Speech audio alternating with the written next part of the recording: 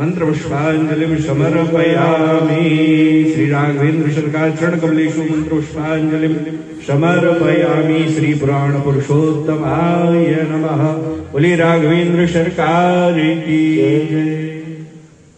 जय। श्री राधे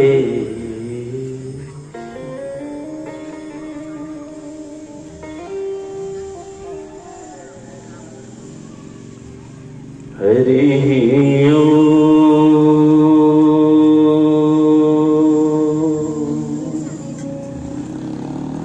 स्वस्ति श्री गणेशाय नमः।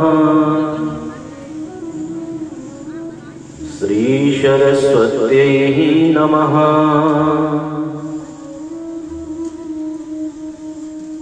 श्रीमद्गुरुचरण कमलेभ्यो नमः।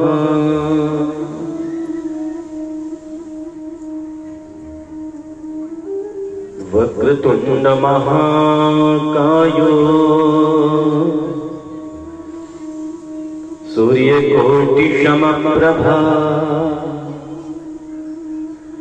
निर्विघ्नं कुरु मे देवो सर्वकार्येषु सर्वदा।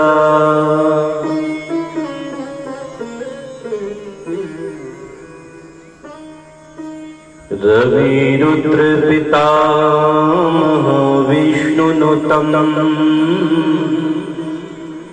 हरिचंदन कुमकुम पंकेयुतं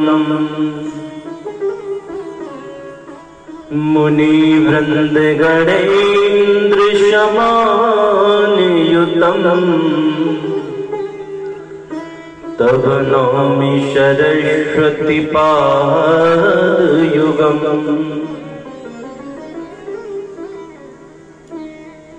दुर्गे स्मृता हरसि भीतिमशेष जन्तो स्वस्तै स्मृता मतिमतीव शुभां ददासि। दारिद्र्य दुःख भयहारिणि त्वदन्या सर्वानन्दमानन्दवने वसन्तम् आनन्दकन्दमृतपावन्दम्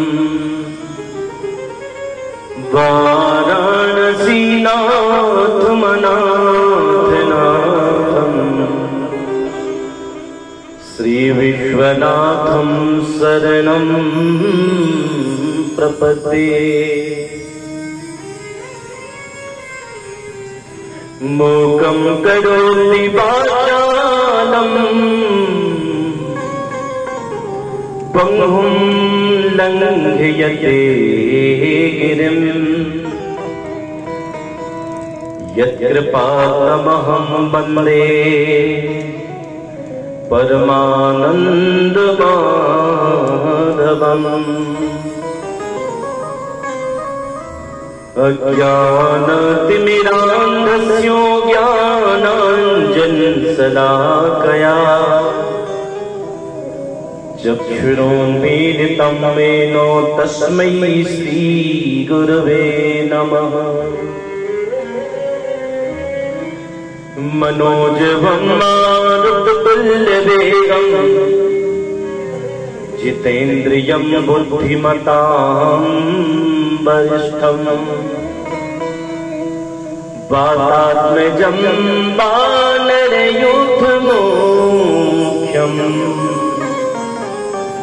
श्रीरामदूतं शरणं प्रपद्ये। लोकाभिरामं रणरङ्ग हरे राम राम राम हरे हरे।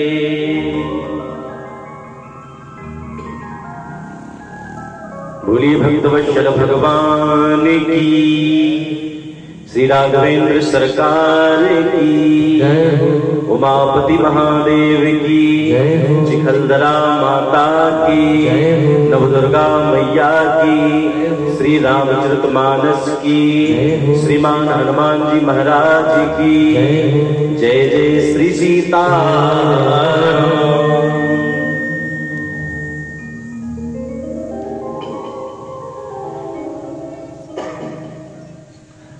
परम मंगलमय परात्पर क्लेश्वर करुणावृतालय भक्तवांछित सच्चिदानंद परब्रह्म अखंडानंद अखंड कोटि ब्रह्मांड नायक श्री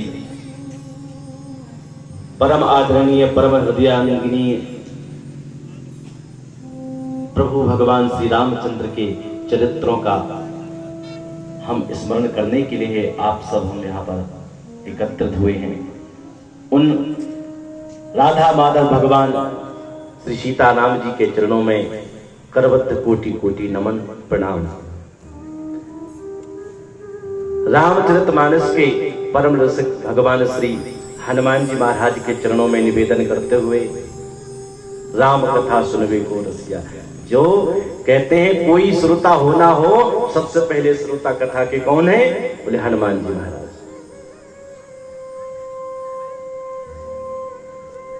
और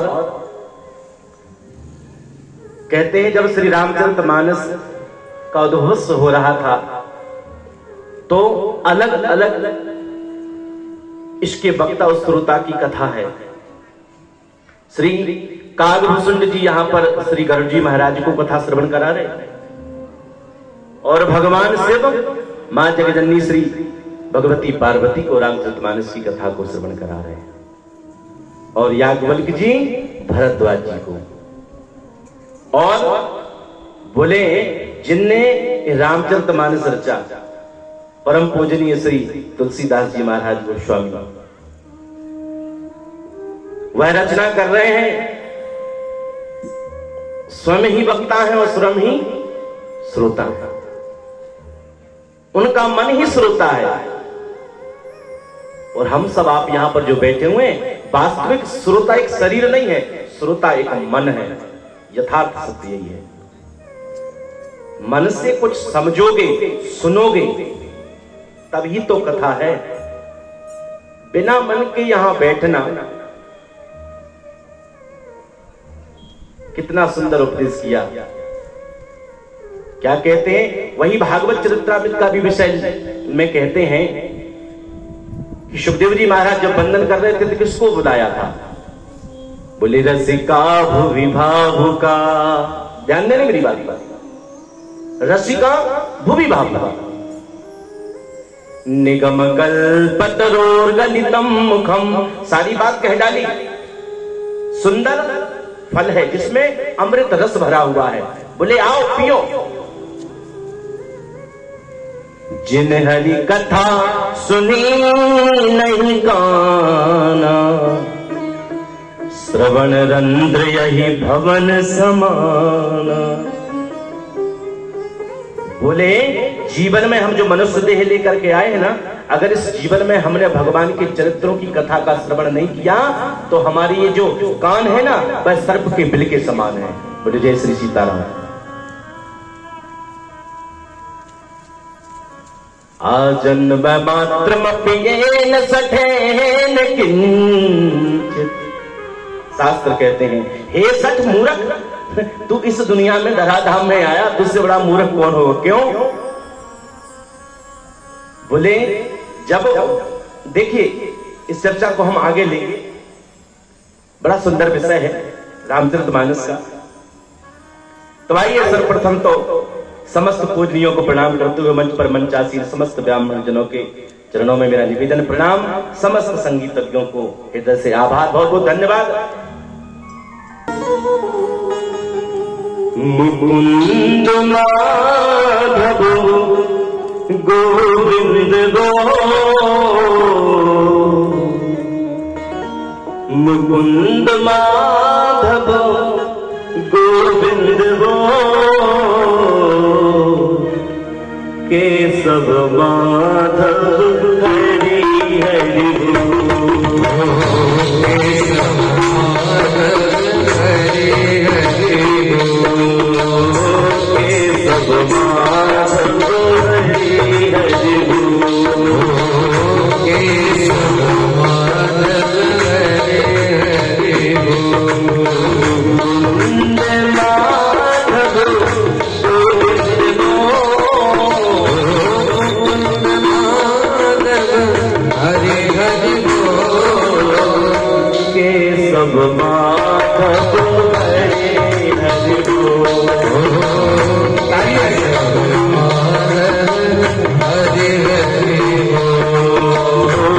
केशव माधव हरि हरि गो,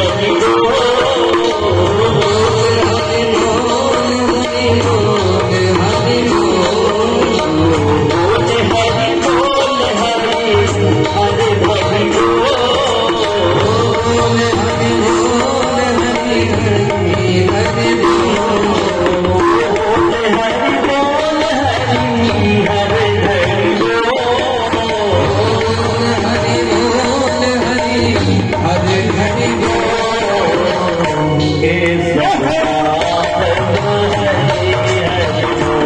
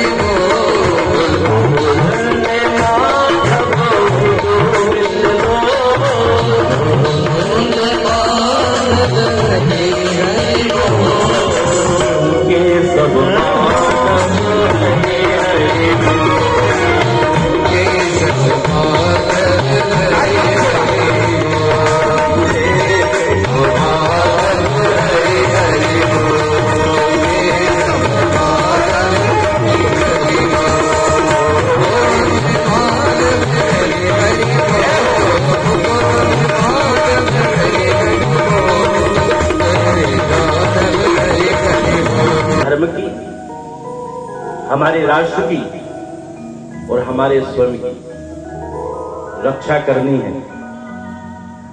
हम जो गलत दिशा में जा रहे हैं उस दिशा को छोड़ करके हमें भगवान के चरणों की दिशा को पकड़ना चाहिए। आजन्म मात्रमपेन सखेन किंचित मिथ्या स्वजन्म जननी जनि दुख भाजा। ध्यान देना मेरी बात पर। मैं एक बात बतला दूं, मैं यहां से इस मुख से या इस स्पीच से, इस आसन से कोई भी निरर्थक विषय की चर्चा नहीं करूंगा। जो शास्त्रों में है, जो पुराणों में है, वही चर्चा। मैं मन से नहीं कह रहा। आजन्म मात्रमपेन सखेन किंचित। सुखदेव जी महाराज कहते हैं वहां पर, हे सठ तू बड़ा मूर्ख है। इस धराधाम पर जो मनुष्य आया, जिसने थोड़ा सा भी किंचित भगवान का नाम अगर नहीं ले पाया तो पता है क्या? मैं सुखदेव जी का वैसा इसलिए दिया हूं क्योंकि एक से अगर विश्वास ना हो तो दूसरा, प्रमाण अगर दो हो जाए तो विश्वास अटूट हो जाता है, पक्का हो जाता है। तो मिथ्या स्वजन्म जननी जनि दुख भाजा। क्या बोले? उस व्यक्ति का जीवन मिथ्या है और उसने जन्म लेकर के जननी जनि दुख भाजा। जन्म लेने में जो मां को पीड़ा होती है ना, संतान को 9 महीने गर्भ में रखती है, तो वह पीड़ा ही केवल मात्र उस व्यक्ति ने दी है अपनी माता को। इसलिए धराधाम पर आए हैं तो भगवान का थोड़ा बहुत भजन ही कर लें।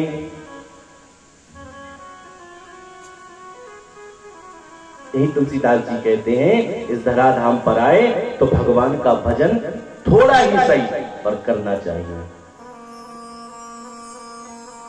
हनुमान जी महाराज से पूछा, बोले हनुमान जी महाराज आपको सबसे बड़ा कष्ट, सबसे बड़ा दुख कौन सा है?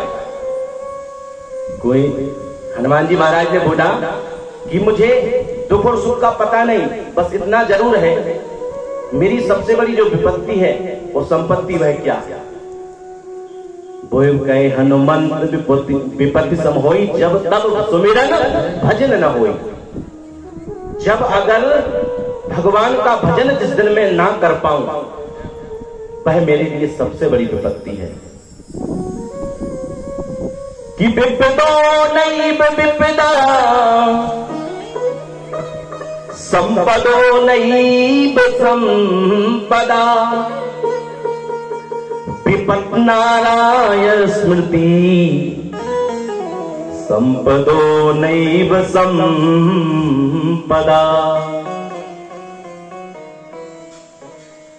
भगवान से कुंती ने क्या मांगा था? सभी जानते हैं क्या मांगा था। आपको पता है, कथा सभी सुनते हैं। मां भगवती कुंती ने भगवान श्री कृष्ण से मांगा क्या? भगवान अगर आप हमें कुछ देना चाहते हैं। जब कुंती ने देखा कि मेरे वंश की रक्षा श्री कृष्ण ने की है, प्रणाम करती हैं, भगवान ने कहा मैया कुछ मांग लो। तो क्या मांगा?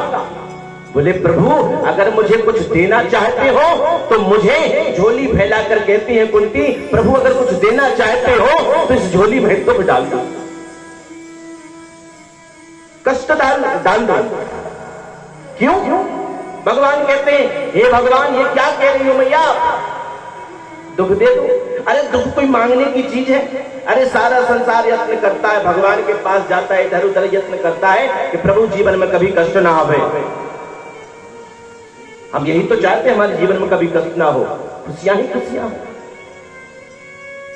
कौन चाहता है दुख लेना? भगवान कहते मैया ये जो दुख है मैं आपको नहीं दे सकता, बहुत दुख सहन किया आपने, असमय पति की मृत्यु हो गई, पुत्रों पर कितने बड़े बड़े कष्ट आए, ये सब झेलने के बाद में अब थोड़ा बहुत सुख भोगने का समय आया है, तो आज आप मुझसे दुख मांग रही हो? नहीं, अब ये और मैं आपको नहीं दे सकता। तो माता कुंती कहती है भगवान ये हम और आप सबके लिए सीख है। माता जो कह रही है हम और आप सबके लिए यही सीख है। क्या? बोले प्रभु विपत्ति को विपत्ति नहीं कहते और संपत्ति को संपत्ति नहीं, और जिस विपत्ति में भगवान संग में हो, साथ में हो, तो उससे बड़ी तो कोई जीवन में संपत्ति हो ही नहीं सकती मेरे प्यारे। उससे बड़ी संपत्ति चराचर में कोई दूसरी है ही नहीं। और खुशियां बहुत हो, मान लीजिए हमारे पास सब कुछ है, धन है, दौलत है, वैभव है, यश है, सब कुछ प्राप्त है हमें, परंतु हमारे घर में हमारे माता पिता दुख से रहे, कष्ट से रहे। ध्यान देना मेरी बात।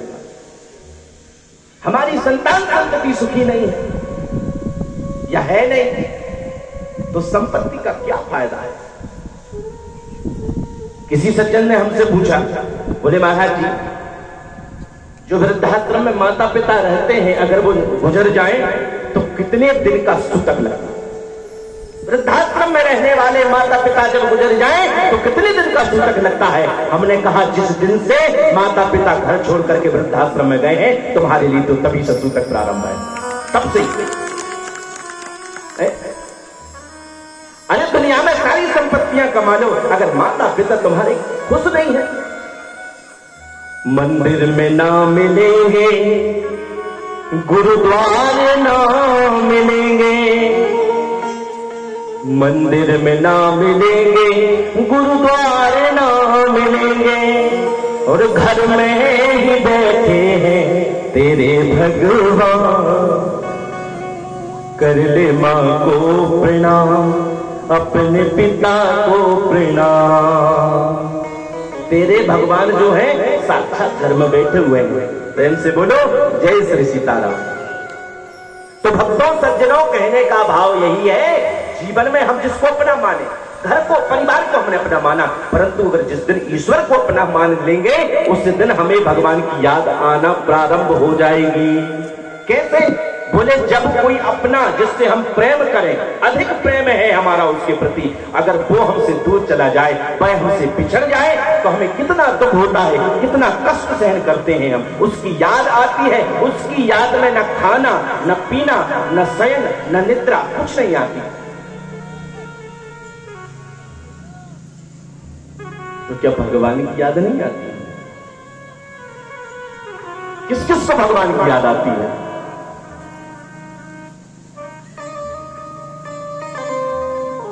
भगवान से यही प्रार्थना होनी चाहिए, बोले प्रभु मैं तो इस मोह माया के संसार में बंधा हूं, इनकी झंझटों में मैं तुझको भूल सकता हूं, लेकिन कहेगा कौन? ये जो वास्तव में भगवान का भक्त है, भगवान का प्रिय है, वही कह सकता है प्रभु मेरी बस यही आपसे याचना है कि प्रभु अगर मैं संसार के बंधन में, मोह माया में फंसा हुआ हूं, अगर इसके चलते मैं आपको भूलने लग जाऊं तो कृपा बस इतनी करना। क्या? बोले मैं अगर भूलना भी चाहूं तो तुम मुझे भुलाने मत। हम न भूलेंगे तुमको कन्हैया, पर तुम भुलाने की कोशिश न करना। तुम ऐसा मत करना, क्योंकि आप कहीं हमारी परीक्षा लेने लग जाओ कि देखते हैं भक्त पक्का है या कच्चा, और अगर उस परीक्षा में हम उत्तीर्ण नहीं हो पाए तो इसीलिए कृपा करना। तो धन्य है माताएं जो भगवान के प्रति ऐसा प्रेम भाव रखती हैं। तो आज माता कुंती भी क्या कहती हैं? प्रभु सुख दे दो, सुख के माथे सिल पड़े जो हरि हृदय से जाए, और बलिहारी बा दुख की जो पल पल नाम जपाए। बलिहारी ऐसे दुख की जो बार बार आप याद आते रहो। क्यों? क्योंकि कन्हैया जब जब हमारे ऊपर संकट आया, हमारे पुत्रों पर, पांडवों पर जब जब संकट आया, आप साथ में रहे। और आज जब हमने ये युद्ध जीत लिया, राजपाट सब प्राप्त होने वाला है, तो आज आप क्या कहते हो कि हम जा रहे हैं। प्रेम से बोलो जय श्री सीताराम। तो हमें इसी भक्ति को साथ में लेकर के चलना है। मैं बार बार निवेदन करता हूं, हमें किसी चीज का त्याग नहीं करना है, न संसार त्यागना है, न घर बार त्यागना है, रहना ग्रस्त में ही है। गृहस्थ में रहकर भी गृहस्थ के समक्ष कार्यों को करते हुए भी बस थोड़ा थोड़ा बीच बीच में भगवान को स्मरण कर लेना। कैसे स्मरण करते हैं भगवान को, कैसे याद करते हैं? बोले भाई आप जो घर में कर रहे हो, जो भी क्रिया करते रहो आपके लिए है, परंतु उस क्रिया को भगवान के चरणों में समर्पित करते रहो। आप स्नान करने के बाद में ठाकुर जी के, भगवान जिसको भी आप मानते हो उसकी सेवा करें। जो आपने बनाया वो ठाकुर जी को भोग लगाओ। अब भोग उसका लगे जो ठाकुर जी पावे। व्यंजन क्या बनने चाहिए घर में? जो ठाकुर जी पावे सो आप पाओ।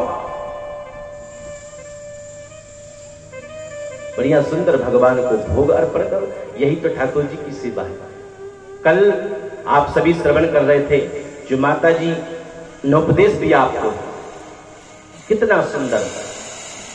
आप गृहिणी हैं, कितना सुंदर उपदेश। मैं भी उसी शास्त्र को देकर के आपको उदाहरण देता हूं कि न गृहम गृह मिथ्यायु गृहिणी गृह मुच्यते।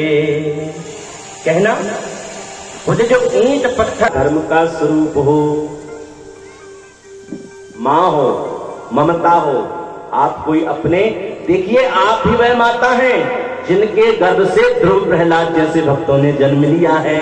क्या कोई अलग से अवतार लेकर के आए? बोले नहीं, बोले आप जैसी ही भक्त माताओं के गर्भ से ही ऐसे महापुरुष सज्जन, विवेकानंद जैसे बड़े बड़े महापुरुष जन्म लेते हैं। बोले जय श्री सीताराम। सबका अपना अपना स्थान है। किसी ने हमसे पूछा, बोले मां बाप में क्या फर्क है? मां में और बाप में क्या फर्क है? हमने भी बोला ज्यादा तो नहीं, बस इतना है, कह के देख लो, शब्द में ही फर्क है। बोले मां, मां कहते ही मुंह खुल जाता है और बाप मुंह बंद हो जाता है। बच्चे पिताजी को देख करके मुंह बंद कर लेते, कुछ बोल नहीं पाते, और मां को देखकर मुंह खुल जाता है। जब बेटे को कोई बात कहनी होती है ना, किससे कहेगा? माता से। मां से ही तो कह सकता है ना, कि पिताजी से ये कह दो मुझे ये चाहिए। तो जिस मां के नाम से मुखमंडल खुल जाए वह मां है। मां ममता से भरी है, ममत्व से भरी है।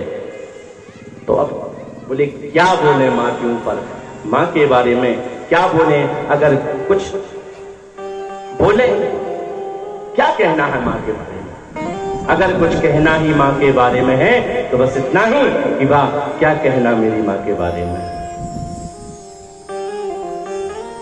सबकी मां तो मां होती है, मां करुणामयी। तो पुत्रो जाए तो क्वचिदपि कुमाता न भवति। हम जिस मां के नवरात्र में बैठे हुए हैं और जिस मां की गोद में बैठे हुए हैं, ऐसी मां, कहते हैं पुत्र कुपुत्र हो जाए, परंतु मां कभी कुमाता नहीं होती। इसलिए जीव से कहते हैं, उसी प्रसंग को पुनः मैं रामचरितमानस से जोड़ करके पुनः वहीं ले चलते हैं। क्या कहते हैं? आ जन्म मात्रमपेति, इस धरातल पर आए हो तो भगवान का भजन। ये सुखदेव जी ने बोला। पुनः यहां पर गोसाई जी क्या कह रहे हैं? धरातल में जो आया है, जब गर्भ में रहता है बालक तो भगवान से बड़ी बड़ी याचनाएं करता है, प्रभु बाहर निकालो, आपका भजन करूंगा। कहता है कि नहीं? प्रभु यहां बड़े कष्ट हैं कि भूमि परत डाबर पानी, भूमि परत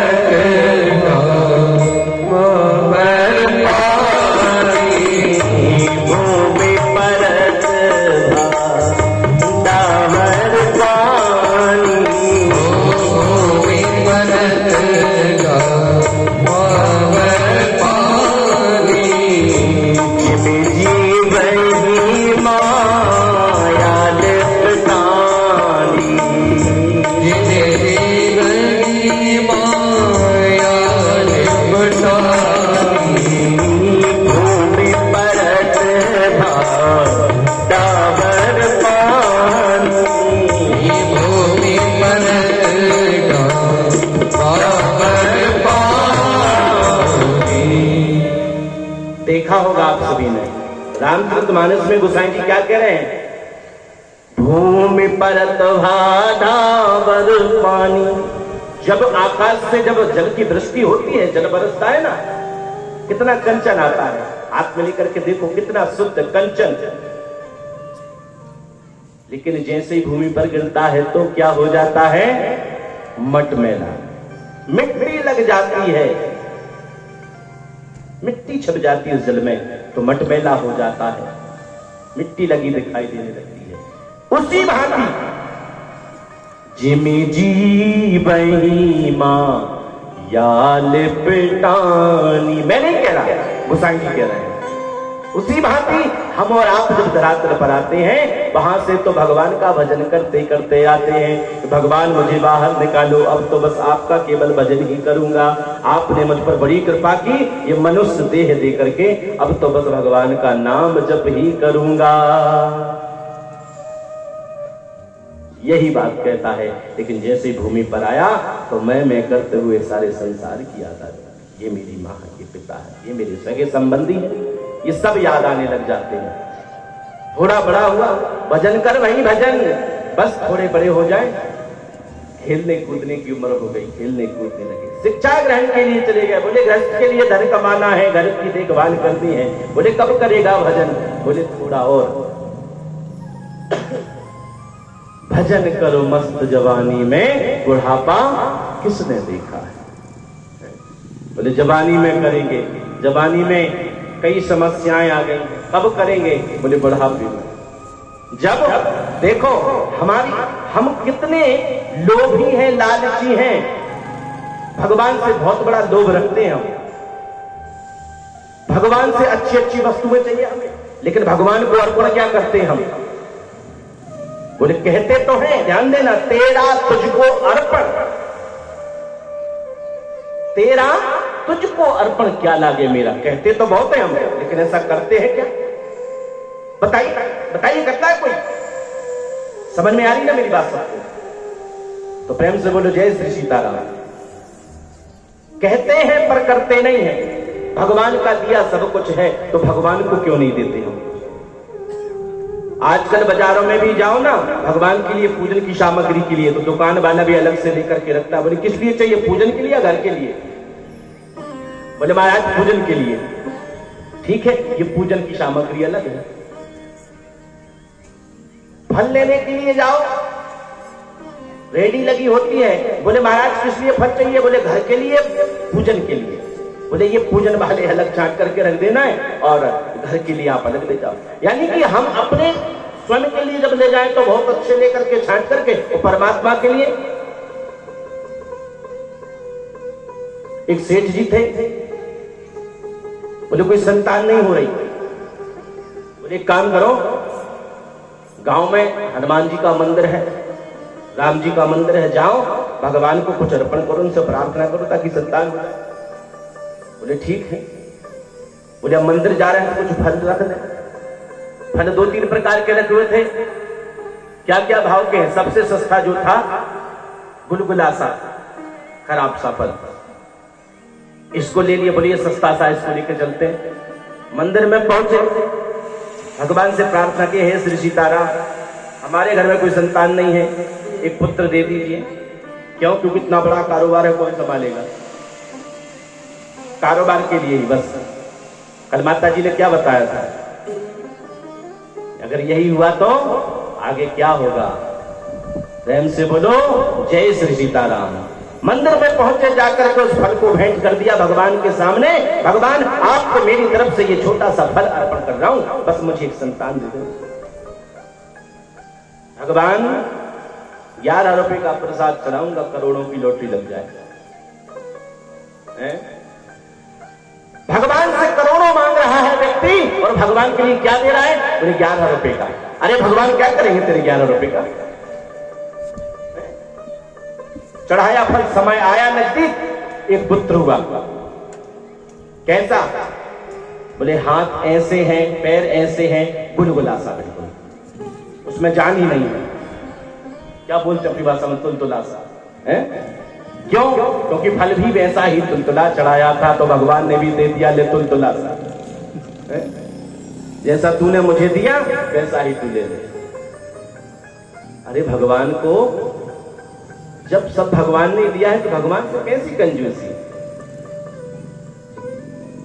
तेरा तुझको अर्पण क्या लागे मेरा।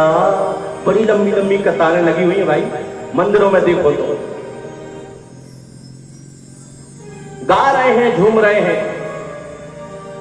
बार बार निवेदन, 3 दिन की कथा से यही निवेदन कर रहा हूं, कथा को सुनते हो, सिर्फ पुराणों को सुनते हो, प्रणाम करते हो, भगवान को मानते हो, परंतु भगवान की नहीं मानते हो। यही सबसे बड़ी गलती है हमारी। प्रेम से बोलिए जय श्री सीताराम। हमें यह नहीं करना है सज्जनों, बार बार यही कहता हूं कथा में, हमें कुछ बदलाव नहीं करना है, बस थोड़ा सा अंतर लेकर के आना है। अगर कथाएं सुनी हैं तो कथा से क्या बदलाव, हमारी विचारधाराओं में बदलाव आना चाहिए, घर में परिवर्तन आना चाहिए, हमारे सुझावों में परिवर्तन आना चाहिए, हमारी दिनचर्या में परिवर्तन आना चाहिए। यही तो कथा का महत्व है, अन्यथा क्या। ब्राह्मण कभी आपका बुरा नहीं चाहेगा, यथार्थ सत्य कह रहा हूं आपसे। ये मैं नहीं कह रहा, शास्त्र भी कहते हैं जो अच्छा रास्ता होगा वही तो आपको दिखलाएंगे। हम तो देखो वृंदावन से आए अपनी दूर, किस लिए? आपको कथा श्रवण कराने के लिए। अच्छा, कथा का मतलब क्या? केवल कहानी, चुटकुले और ये सब कथाएं होती? नहीं, बोले कथा होता है ज्ञान। कथा में क्या लिखा होता है? श्रीमद्भागवत महाभक्ति ज्ञान यज्ञ, जिसमें भक्ति भी प्राप्त हो और भक्ति के द्वारा निपुण ज्ञान भी होना चाहिए। अरे हमें जिस चीज का ज्ञान नहीं हो पाया 7 दिन में कथा, भगवान क्या है, भक्ति क्या है, भगवत कृपा क्या है, यही तो ज्ञान है। अगर ये हम नहीं समझ पाए, किस भाव से हमने कथा को श्रवण किया?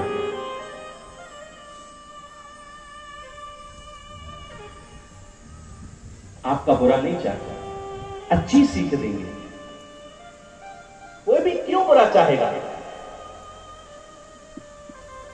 बहुत में देखिए, यहां पर बैठे हैं ब्राह्मण, मैं ही नहीं, कोई भी ब्राह्मण। एक बात मैं आपको बतला दूं, ब्राह्मण बनना बहुत त्याग करना पड़ता है। बचपन से घर को छोड़ करके आश्रम जाओ, आश्रम में गुरुजनों की सेवा करो, लकड़ी, भोजन इत्यादि सभी स्वयं को व्यवस्थाएं करनी है। ध्यान देना सज्जनों मेरी इस बात पर, सारी व्यवस्थाओं को जुटाना है। सुबह 3 साढ़े 3 बजे गुरुदेव जगा देते हैं, जगो, मंगलाचरण करो, पाठ करो, सेवा करो, सब करना पड़ता है। अरे हम भी चाहते हैं कि बड़ी बड़ी गाड़ियों में घूमे, बचपन में जैसे देखते हैं गांव में, शहरों में जैसे सारे बच्चे घूमते फिरते हैं, कपड़े बड़े बड़े सुंदर पहन सकते हैं, हम भी चाहे पहन सकते हैं, लेकिन नहीं, ये त्याग करना है हमें। हम बड़े सुंदर ढंग से, जो आजकल कटिंग चलती है ना, बड़ी बड़ी सुंदर हनी सिंह कटिंग या कौन कौन सी भगवान जाने, हमें शिखा सूत्र मुंडन कराया जाता है। हमारा यज्ञोपवीत संस्कार होता है, हमें कांच की धोती लगानी पड़ती है। हमें जो संसार के सुख साधन है उनको त्यागना पड़ता है। क्यों? किस लिए? तीर्थों में जाकर के विद्या का अध्ययन किया और जाकर के बोले क्या?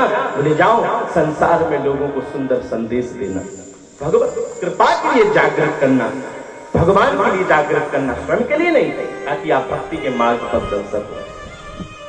किसी की बुराई नहीं है, लेकिन ये चर्चा है, मैं आपको बताऊं। एक डॉक्टर प्रातः काल उठता है, ध्यान देना मेरी इस बात पर। एक डॉक्टर प्रातः काल उठेगा तो क्या मांगेगा भगवान से? बताइए, आपसे पूछ रहा हूं मैं, ये नहीं, आपको बताइए मुझे। मैं किसी की बुराई नहीं कर रहा हूं, लेकिन यथार्थ है। भगवान से प्रार्थना करते हैं, भगवान मैं हॉस्पिटल जा रहा हूं, अपनी क्लिनिक पे जा रहा हूं, मुझ पर कृपा करना। ध्यान देना सज्जनों, मुझ पर कृपा करना भगवान, आज बहुत मरीज आए। प्रेम से बोलो जय श्री सीताराम। बहुत से मरीज आएंगे, तभी तो मेरी क्लिनिक या हॉस्पिटल चलेंगे कि नहीं बताइए। प्रातः काल की प्रार्थना की, एक वकील उठेगा प्रार्थना करेगा, बोले भगवान मेरा भी कारोबार अच्छा चले। कैसे चलेगा अच्छा? बोले बहुत सारे केस आएंगे। एक पुलिस वाला भी है, सभी कुछ ना कुछ ऐसे ही चाहते हैं कि मेरा कारोबार बढ़े। डॉक्टर ने मरीजों की कामना की, मरीज कहां से आएंगे? बोले दुख बीमारियां होंगी तब जा करके। लेकिन एक ब्राह्मण प्रातः काल उठता है और भगवान से प्रार्थना क्या करता है? क्या? सर्वे भवन्तु सुखिना सर्वे सन्तु निरामया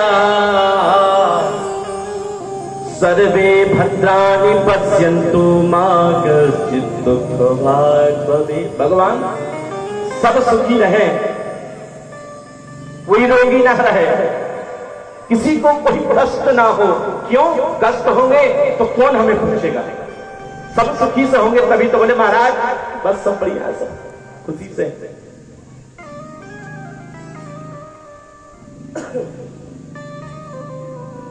तो यही कामना है हमारी कि आप सुखी रहें, मन से, तन से, धन से, सभी से आप आनंद पूर्वक रहो। शरीर वर्चस्वमायुष्य मार्ग विधाक्षोभमानम महीयते धनम धान्यम बहुभक्ति बहुपुत्र लाभम सत संवत्सरम दीर्घमायु।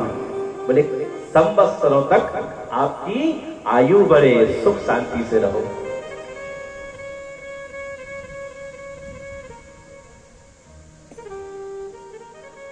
भगवान से यही प्रार्थना बार बार करता है कि भगवान आपकी ऐसी हम पर कृपा बनी रहे। और ब्राह्मण भी, भगवान भी क्या कहते हैं? बोले सज्जनों ब्राह्मणों की कृपा मुझ पर बड़ी कृपा है। क्यों? क्योंकि शास्त्र कहते हैं कि विप्र प्रसादा धरणी धरो हम। भगवान स्वयं कह रहे हैं इस बात को कि विप्र प्रसादा धरणी धरो हम विप्र प्रसादा कमलावरोहम विप्र प्रसादा अजिताजितोहम और विप्र प्रसादा तब नाम रामम। भगवान कह रहे हैं, बोले ब्राह्मणों की कृपा से जो मैंने धरणी धारण करके रखा है ना, ये विप्रों की कृपा से। और जो कमला रूपी जो लक्ष्मी है ना, इसका वर्णन मैंने ब्राह्मणों की कृपा से किया है। और जो बड़े बड़े सूरवीर दैत्य होते हैं ना,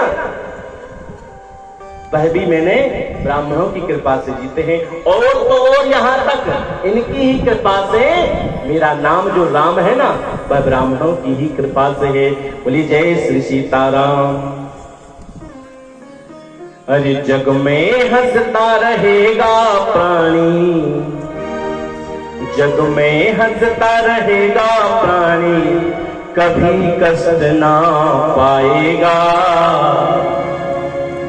राम नाम का अमृत पी ले, जन्म सफल हो जाएगा। राम का अमृत पी ले, राम नाम का अमृत पी ले, जन्म सफल हो जाएगा। अमृत पी ले, जन्म सफल हो जाएगा।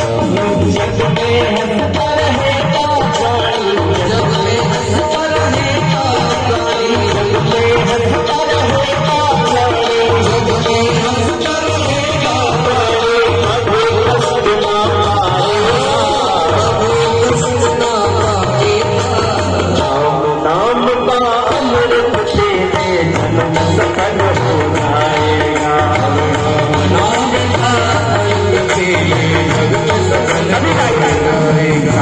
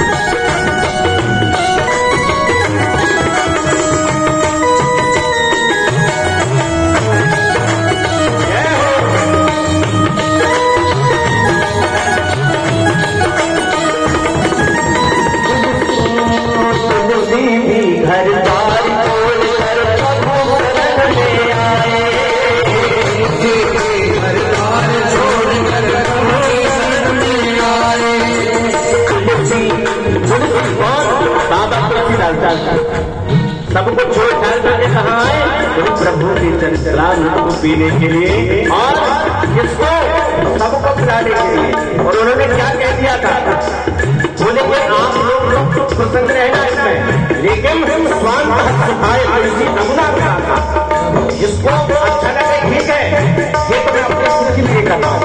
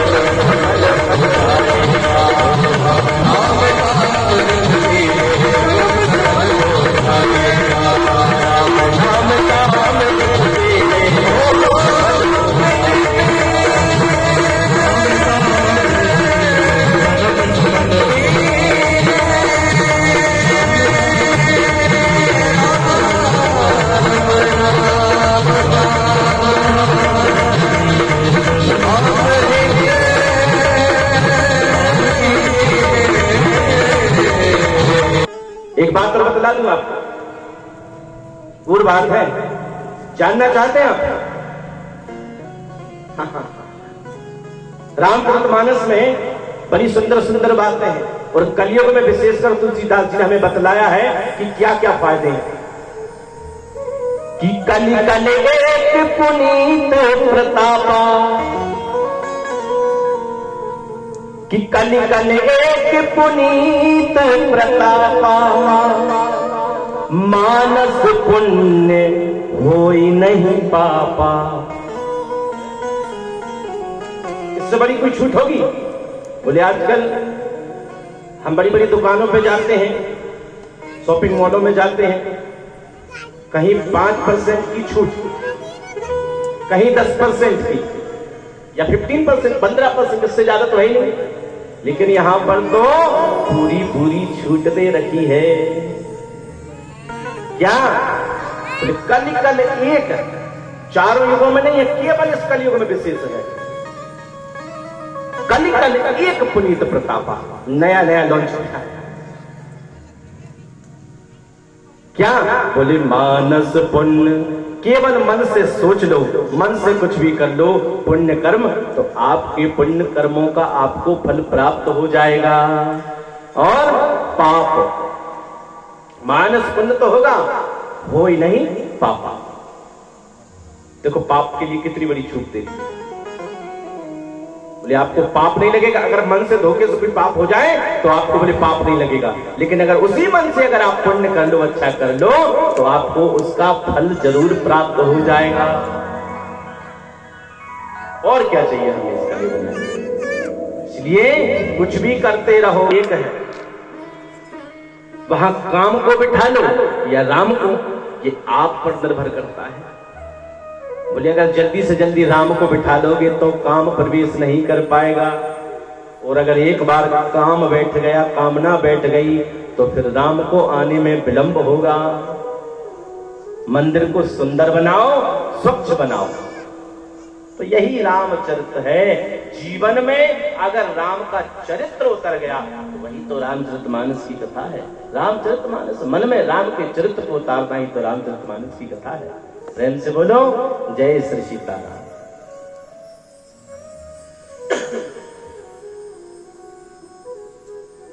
माताओं का जो स्वभाव होता है ना, वो कभी कभी बड़ा विपरीत हो जाता है। श्रापित भी है कुछ बातें। युधिष्ठिर जी ने श्राप दिया था कि श्राप है, कभी कोई बातें छुपा नहीं पाओगी, सभी जानते हैं इस कथा को। तो ऐसे ही आज मोहबस माता सती को मोह में धारण हो गई, मोह के वशीभूत हो गई, तो क्या कर डाला। बार बार प्रार्थना की भगवान भोले से कि प्रभु बताओ क्या बात है।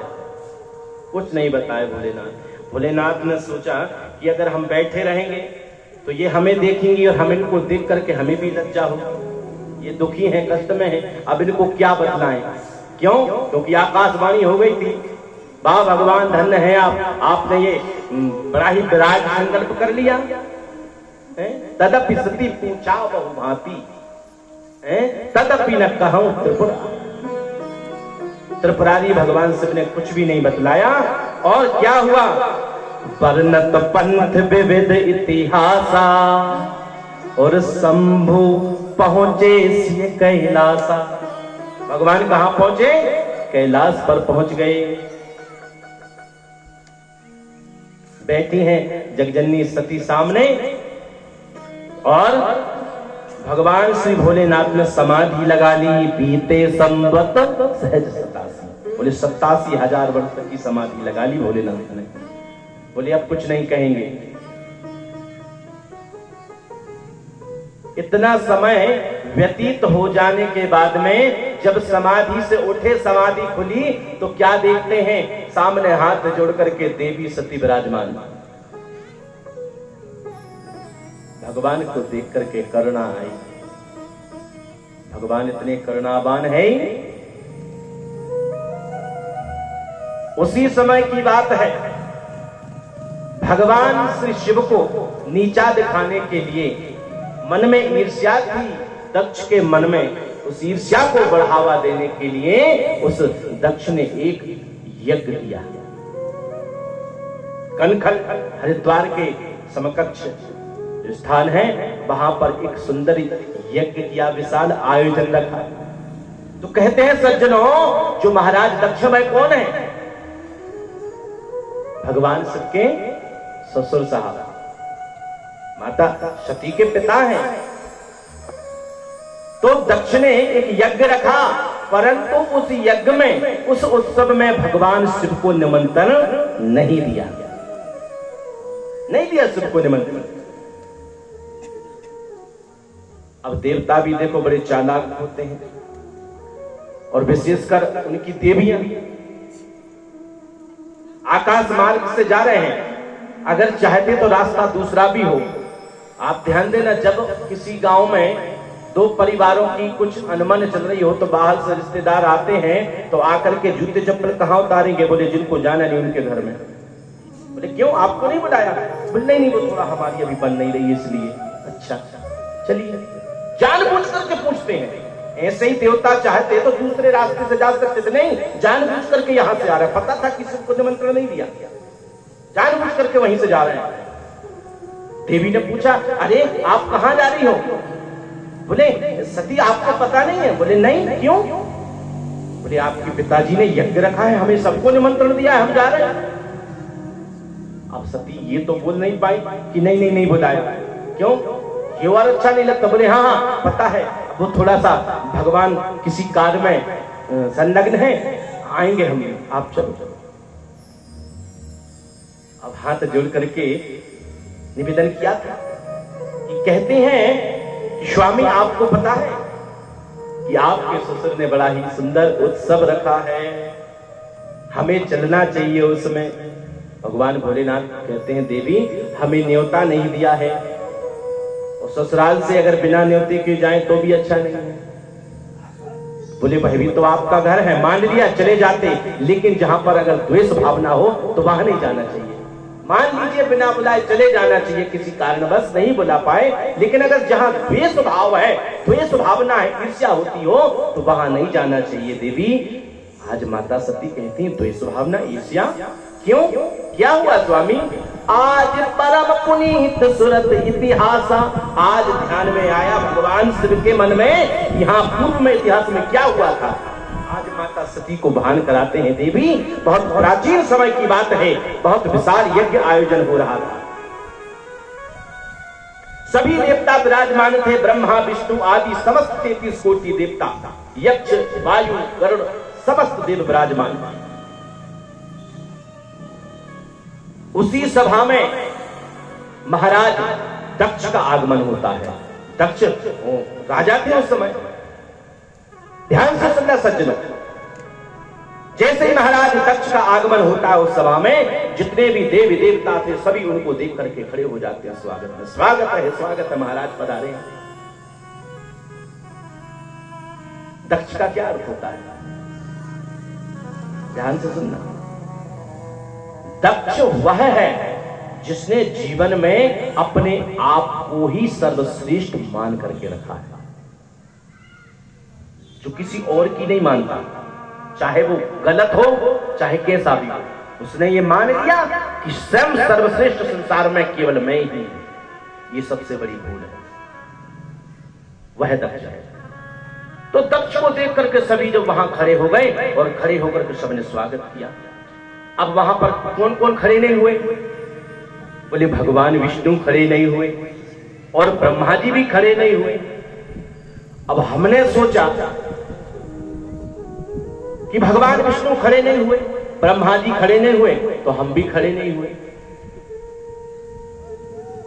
भगवान भोलेनाथ ने सोचा हम भी खड़े नहीं हुए। अब दक्ष ने देखा, देखो ये सबसे बड़ी एक नीति आपको बताऊं, जब अभिमानी लोग आते हैं ना, अभिमान व्यक्ति आता है तो पता है वो कुछ नहीं देखता, वो ये देखता है इधर उधर कौन कौन मुझे देख करके खड़ा हुआ है, कौन कौन मुझे नमस्कार कर रहा है, कौन मेरी आओ भगत में लगा है। ये व्यक्ति की आदत होती है। जो अभिमानी होते हैं, जो अभिमानी अहमता रखते हैं, वो सिर्फ यही देखते हैं कि कोई मुझे नमस्कार कर रहा है कि नहीं, कोई मुझे मेरा अभिवादन कर रहा है कि नहीं, सिर्फ यही देखते हैं। तो महाराज दक्ष उस सभा में क्या देख रहे हैं कि कौन कौन मुझे देख करके खड़े हुए हैं, कौन कौन मेरा अभिवादन, मुझे नमस्कार वंदन कर रहे हैं।